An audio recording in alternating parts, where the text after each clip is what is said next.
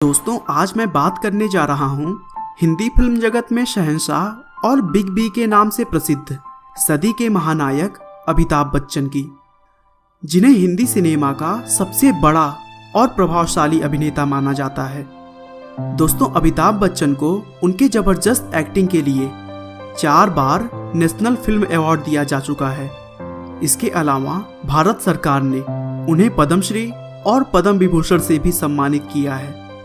दोस्तों, आज के समय में मेगा स्टार अमिताभ बच्चन की सफलता को तो सभी लोग जानते हैं, लेकिन इस सफलता के पीछे छिपा हुआ संघर्ष बहुत कम लोगों को पता होगा।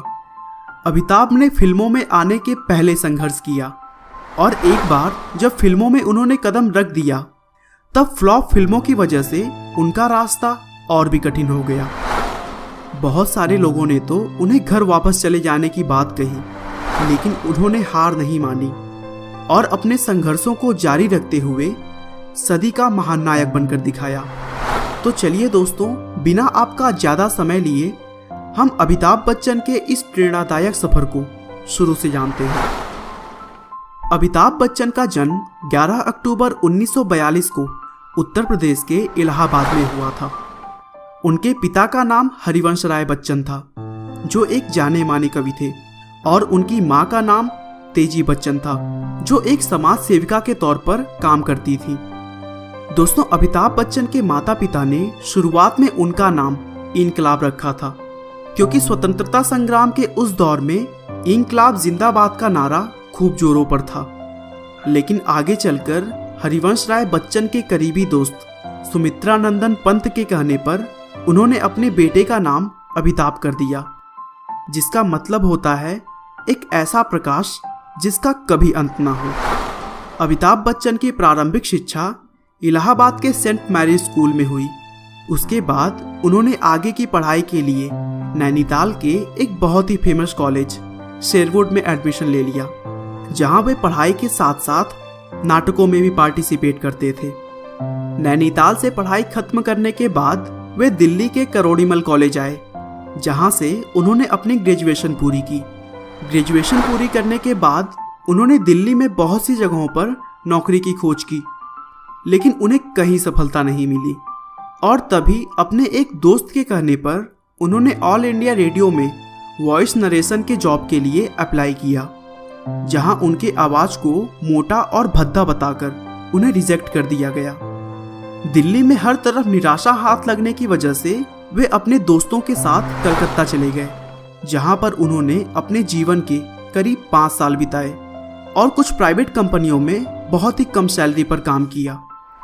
दोस्तों, अभी तक अमिताभ भले ही अपनी लाइफ को चलाने के लिए अलग अलग प्राइवेट जॉब किए जा रहे थे, लेकिन कहीं ना कहीं उनके दिमाग में यह बात थी कि वह शायद एक्टिंग के लिए ही बने हैं। इसीलिए 1968 में वे अपने आप को फिल्मों में आजमाने के लिए बम्बई आ गए। दोस्तों, आपको याद होगा, जहां एक बार अमिताभ बच्चन को उनके आवाज को मोटा और भद्दा बताकर उन्हें रिजेक्ट कर दिया गया था, वहीं फिल्मों में उनकी शुरुआत वॉइस नरेटर के तौर पर हुई, जहां उन्होंने फिल्म भुवन सोम के लिए अपना आवाज दिया।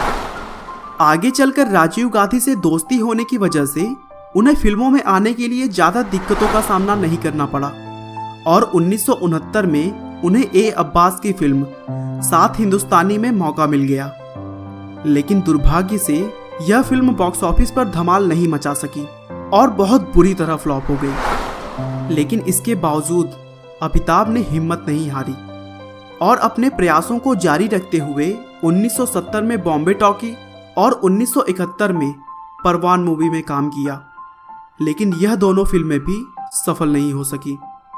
तभी 1971 में उन्हें सुपरस्टार राजेश खन्ना के साथ आनंद मूवी में काम करने का मौका मिला और तब जाकर अमिताभ ने अपनी दमदार एक्टिंग को साबित किया। उन्हें इस फिल्म के लिए film fair award for best supporting actor दिया गया। अब धीरे धीरे वे लोगों को पसंद आने लगे थे, लेकिन उनकी असली कामयाबी 13 फिल्मों के बाद 1973 में प्रकाश मेहरा की फिल्म जंजीर से शुरू हुई, जिसमें उन्होंने अपना पहला नेगेटिव रोल निभाया था। इस फिल्म में एक अनाथ की कहानी थी जो कि अपने माता पिता का खून होते हुए देखता है और बड़ा होकर पुलिस ऑफिसर बनता है। यह फिल्म उस समय की सबसे सफल फिल्मों में से एक थी। इस फिल्म से अमिताभ बच्चन रातों रात सुपरस्टार बन गए और उन्हें लोग एंग्री यंग मैन के नाम से जानने लगे। बस यहाँ से अमिताभ बच्चन के फिल्मी कैरियर की सफलता शुरू हो गई और फिर उन्होंने एक के बाद एक अदालत और अमर अकबर एंथोनी जैसी सुपरहिट फिल्मों से दर्शकों का मनोरंजन किया। लेकिन तभी अचानक 26 जुलाई 1982 को कुली फिल्म की शूटिंग के दौरान उन्हें एक एक्शन सीन में बहुत जोरों की चोट लग गई। दोस्तों, हुआ कुछ यूं कि शूटिंग में पुनीत इस्सर को अमिताभ को मुक्का मारना था और फिर अमिताभ को मेज से टकराकर जमीन पर गिरना था। लेकिन जैसे ही वे मेज की तरफ कूदे, मेज का कोना उनके पेट में जा लगा, जिसकी वजह से उनका काफी खून बह गया और हालत इतनी गंभीर हो गई कि ऐसा लगने लगा कि वे अब जीवित नहीं बच पाएंगे। लेकिन डॉक्टर्स की कोशिश और उनके चाहने वालों की दुआएं काम आई और उनका इलाज सफल रहा। उसके बाद 1983 में उनकी वह फिल्म सुपरहिट गई और उस साल की सबसे ज्यादा कमाई करने वाली फिल्म बनी। कुली में लगी चोट के बाद उन्हें लगा कि वे अब फिल्में नहीं कर पाएंगे, इसीलिए उन्होंने अपने पैर राजनीति में बढ़ा दिए। लेकिन राजनीति में वे ज़्यादा नहीं टिक सके और फिर 1988 में उन्होंने शहंशाह मूवी से वापसी की। लेकिन उसके बाद की बहुत सारी फिल्मों में उन्हें निराशा मिली और उनका कैरियर खत्म सा लगने लगा। लेकिन 2000 में आई मोहब्बतें मूवी उनके डूबते कैरियर को बचाने में काफ़ी मददगार साबित हुई और फिल्म में उनकी एक्टिंग को काफ़ी सराहा गया। बाद में चलकर उन्होंने टीवी की दुनिया में भी बुलंदियों के झंडे गाड़े और उनके द्वारा होस्ट किया गया KBC यानी कौन बनेगा करोड़पति शो TRP के सारे रिकॉर्ड्स तोड़ डाले। दोस्तों, अमिताभ बच्चन अपनी सबसे बड़ी उपलब्धि हरिवंश राय बच्चन का पुत्र होना मानते हैं। उनका कहना है कि पिताजी ने मेरे हर फैसले में मेरा साथ दिया था। सब मिला जुलाकर अमिताभ बच्चन जी हम सभी के लिए एक आदर्श हैं, जो कई दशकों से लोगों के दिलों पर राज करते आए हैं और करते रहेंगे। हार मानो नहीं तो कोशिश बेकार नहीं होती, कोशिश करने वालों की कभी हार नहीं होती। आपका बहुमूल्य समय देने के लिए बहुत बहुत धन्यवाद। इस वीडियो को लाइक करके आप हमारा मनोबल बढ़ा सकते हैं। दोस्तों, अगर आप हमारे वीडियो को मिस नहीं करना चाहते तो कृपया चैनल को सब्सक्राइब कर लें। आपको यह कहानी कैसी लगी हमें कमेंट करके ज़रूर बताएं। धन्यवाद।